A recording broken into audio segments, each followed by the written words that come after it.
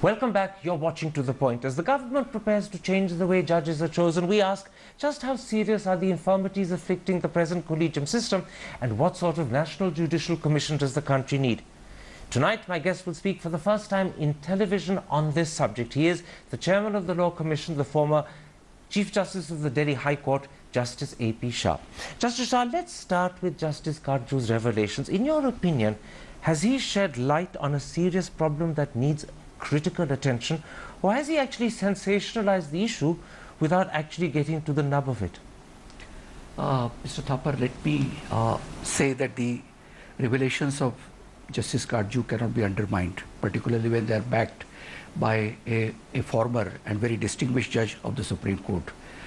But I have some reservations about the manner in which these revelations are made. First is about the timings, obviously. Justice Karju says that he was a judge and that therefore he could not reveal at that time. The reason, according to me, is that the system is so opaque, it's so non-transparent. Even if somebody wants to shed light, he won't do it because they are all beneficiaries of the system. Therefore, and secondly, Justice Karju is attacking the former Chief Justices instead of saying how this system could be improved. I mean, surely he should suggest some way out and not, as a result, I'm afraid that the political class may want greater control in the matter of appointment. So your concern as chairman of the Law Commission is not so much with the details of the revelations, which you see as somewhat sensational. Your real concern is with A, the infirmities of the present method of choosing judges, that's right, and B, with how you change and amend it. Right. Let's then begin by talking about the collegium system. For many, the key concern is it the best way of choosing judges? In your eyes, is the collegium system working effectively, or in your eyes, has it failed? I would say very candidly that the system has completely failed. Today, the judges are appointed on undisclosed criteria in largely unknown circumstances. Justice Rumapal said that this is one of the best kept secrets in the country. So the system acts as a cabal, as a club. So where there is some trade-off, and the candidates are appointed by seeing the convenience of each of the members. So you're saying some very important things. You said the collegium system has completely failed. Yes. You mean that completely failed? Yes. I mean that it has failed. You also say that the collegium acts like a cabal. Yes. Which suggests that they promote their favorites. That's correct. And they leave out those they don't get on with. That's correct. Correct. So there are vendettas and rivalries and personality problems that vitiate the selection process.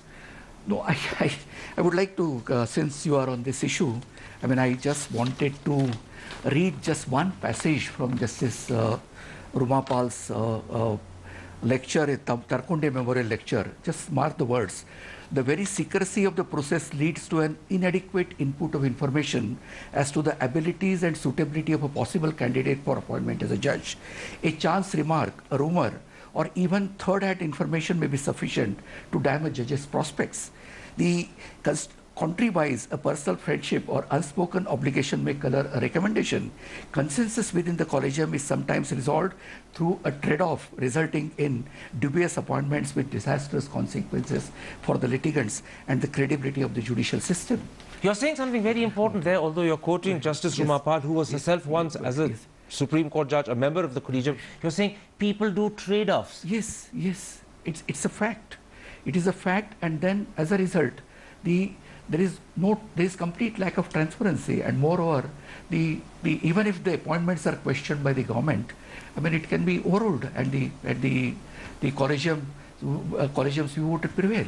So sometimes judges say, you support my candidate, I'll support your candidate. Of course, that's a reality. I'm not saying that all the appointments are bad, but sometimes and many times the appointments are made on this because of the trade-offs. Three things follow from what you're saying. First of all, the collegium system has no criteria, no norms for judging candidates and appointing judges. Of course, there are no criteria. There are no norms. I can give you just one example. I mean, there's a criteria was that the below 55, a judge, a member of the bar should not be selected. But you find that there are some some judges are appointed at the age of 60. I mean, there is no consistency, no rules are followed. It's a completely opaque system. Which means that, in fact, the collegium does exactly what it wants and then justifies it to itself. Yes, yes, because there is no questioning of the collegium decisions. The second thing that you're suggesting is that the collegium has no way of verifying the background of the candidates it's considering or their integrity. They simply go on what they're told and they accept at face value how people perform in court. See, the problem is that the judges of the collegium are busy with their judicial work. They don't have any machinery to investigate into the, say, background or antecedents of a candidate. There are no interviews in our system. And simply some advocates are some lawyers or some are promoted from the lower judiciary, but there is no really effective assessment of a candidate. So something that follows from what you're saying is that many of the appointments done by the collegium are either done on the basis of prejudice or favoritism, and some are done on the basis of ignorance. You just don't know enough. It's quite possible in the present situation where I have seen cases where the candidate, the advocate who has been elevated, has not been heard of by any judge or any lawyer. They might not have seen this advocate practicing in that court at all, but still he is elevated. Now this also suggests the third thing, that there are no checks and balances within the collegium to actually restrain the collegium from taking the wrong decision. See, the problem with the collegium system is it reflects the misalignment between the core values of independence, judicial independence and accountability. Here the judicial independence is protected because the judges are making appointment, but surely there is no accountability. There are no checks and balances. All that the government can do is to object it once, and if it is overruled, the candidate would be appointed. The conclusion I draw from what you're saying is that quite often the collegium system makes people who are undeserving judges, and equally, quite often, it stops people who are deserving and who should be judges, it stops them from becoming judges. So there are instances. I can give you two instances.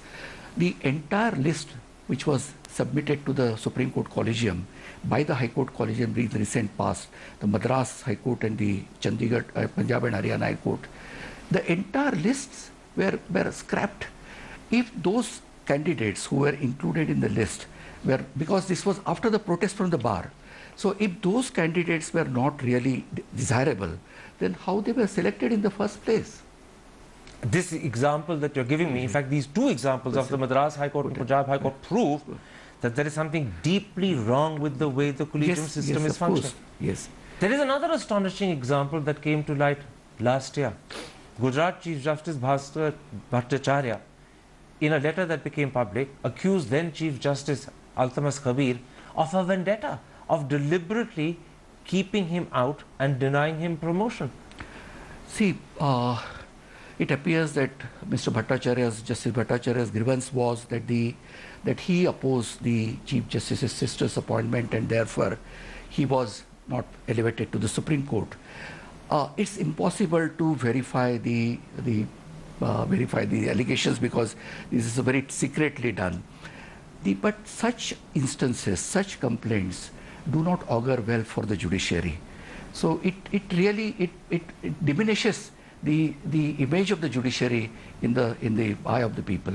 And yet, this particular instance, if we can accept at face value what Justice Bhattacharya has claimed, and I accept your point that we don't know the truth, but if we accept at face value what he's claimed, he's actually suggesting that vendetta is the explanation for him not being made a Supreme Court judge.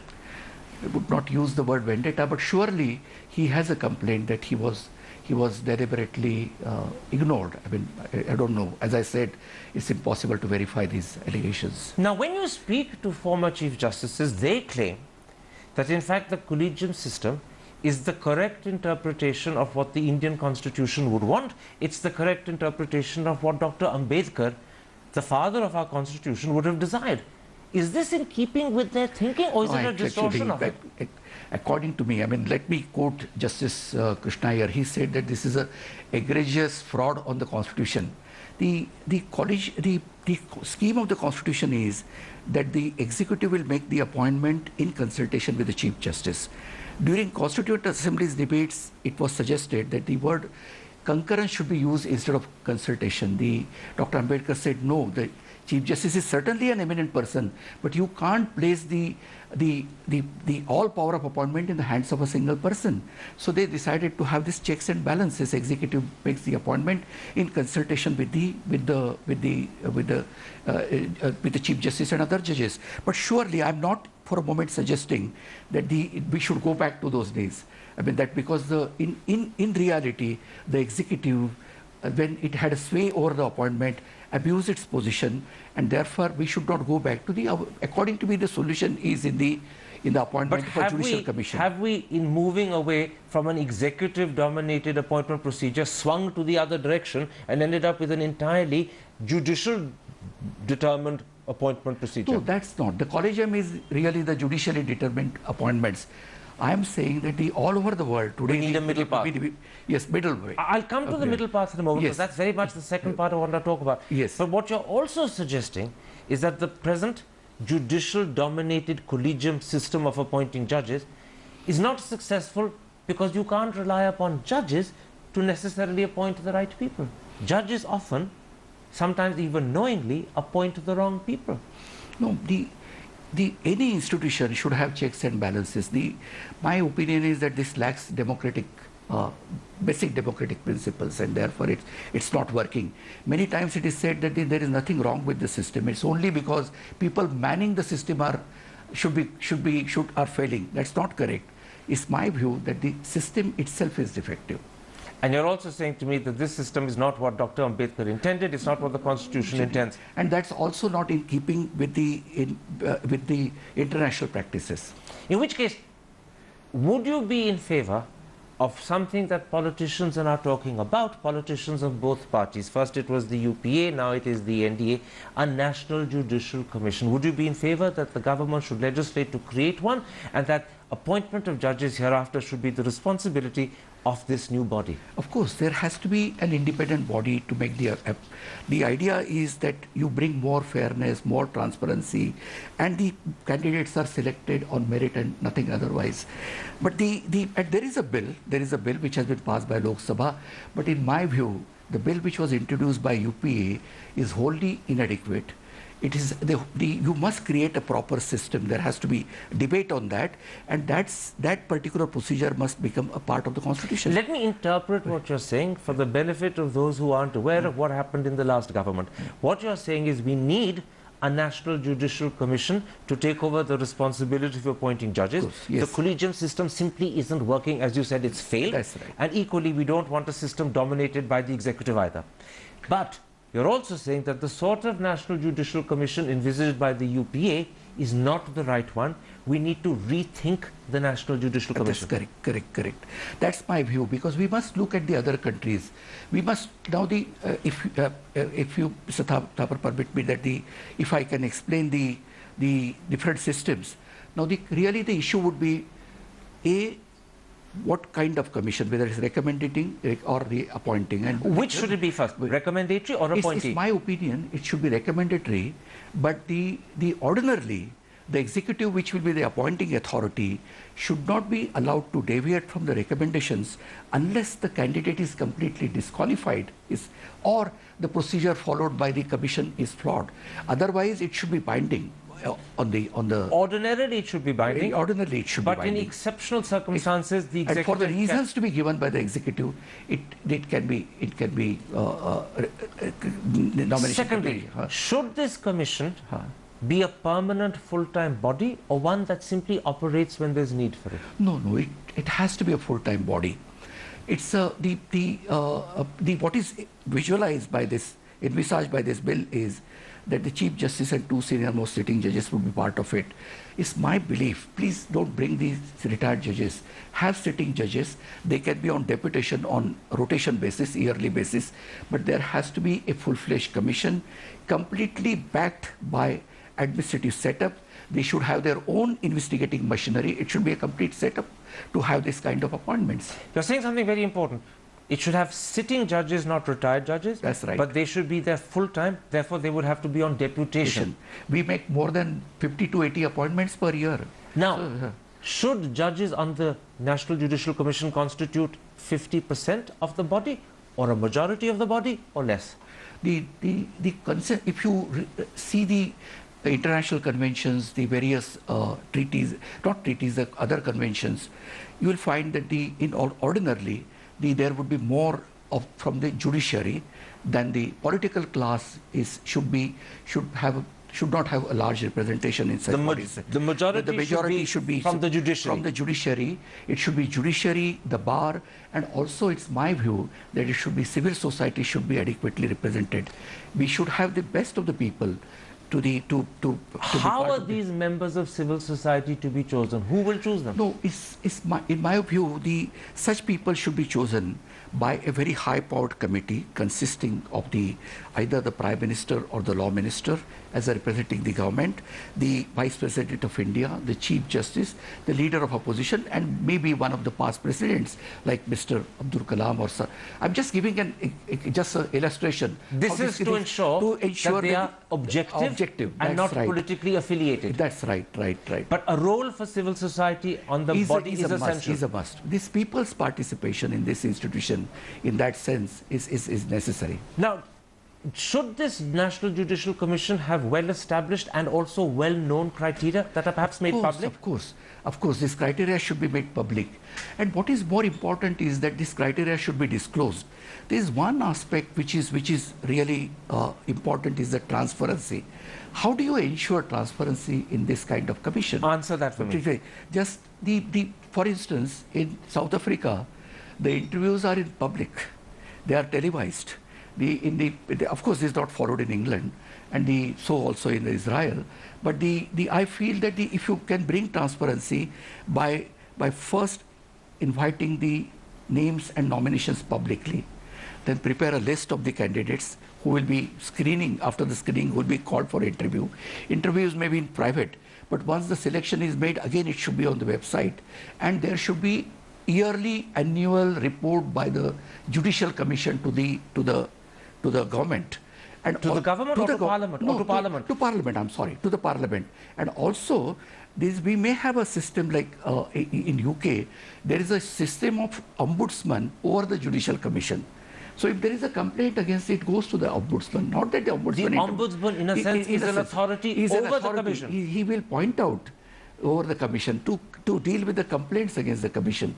So there has to be a system of checks and balances. Prashant Bhushan, in a recent article in the Hindustan Times, said that in fact the National Judicial Commission should be required to put up on a website the names of people it's considering, so that third and fourth parties or outsiders who have some information about these people can make it available. Would you also want that degree of transparency? I have some reservation on only one aspect. When the names are being considered, candidates are being selected, at that stage, please don't publish their names. I mean, you may, after some process, you may publish the names, because it's my view that the defamation is a national pastime in this country. And the moment some names are being considered, there will be a lot of the anonymous letters, allegations. So there is a lot of debate is necessary. But at the end of the day, we should have a very transparent and if I understand correctly, what you're saying is you must have transparency, but also you must protect the people being considered from defamation and jealousy. That's correct. That's one of the important aspects of the... Now, many people would agree with your recommendation that the collegium system has failed, that you need a replacement. The replacement should be a National Judicial Commission. Many would agree with the sort of commission you've just outlined for me. Would the Supreme Court agree with this? That's the problem.